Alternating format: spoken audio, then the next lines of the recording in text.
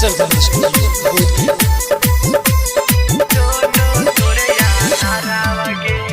केरा से मिले ले जाही तू छौड़ी रोजो गाया सहारा वगे।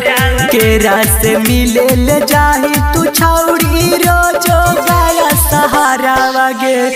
घंटे घंटे बढ़ा हो छौड़ी दोनों तोरे नारा वगे।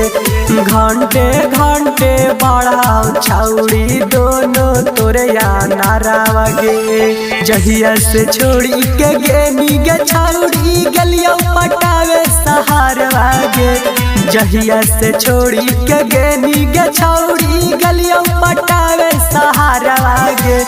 घंटे घंटे बढ़ा हो छौड़ी दोनों तोरे नारा वागे। घंटे घंटे बढ़ा हो छौड़ी दोनों तोरे नारा वागे।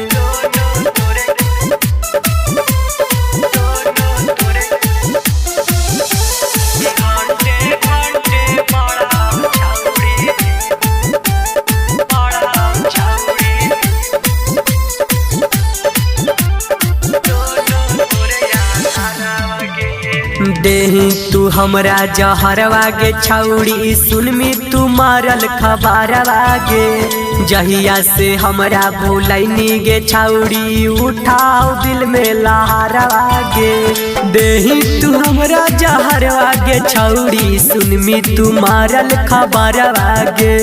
जहिया से हमरा भूलैनी गे छौड़ी उठाओ दिल में लहरवा गे।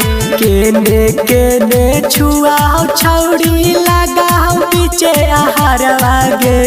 केने केने छुआ हो छौड़ी लगा हो पीछे आहार वागे। घंटे घंटे बढ़ा हो छौड़ी दोनों तोरे नारा वागे। घंटे घंटे बढ़ा हो छौड़ी दोनों तोरे नारा वागे।